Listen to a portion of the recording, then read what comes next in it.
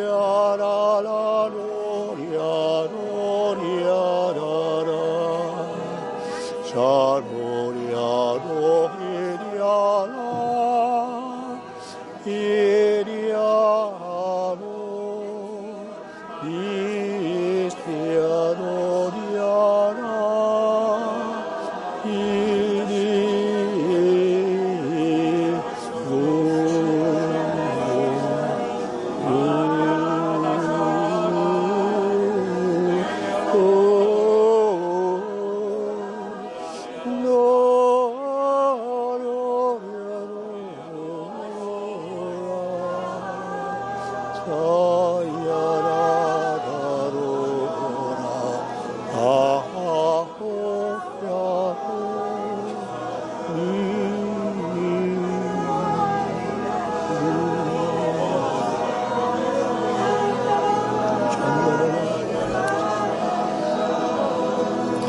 Escuchad, escuchad, hay cantos de victoria en las tiendas de los justos. La diestra del Señor es poderosa, la diestra del Señor es excelsa, la diestra del Señor hace maravillas. Bien, son las 2 ya. Vamos a tener esta tarde un tiempo de testimonios. Yo a veces pido testimonios después, inmediatamente después, pero ya tendremos en los testimonios de esta tarde, pues una de las cosas que podéis incluir que habéis sentido mientras dabais el grito de guerra. Reposarlo un poquito ahora y ya esta tarde daremos testimonio de lo que hemos estado viviendo. Muchas gracias. Y con eso vamos a comer, ¿no?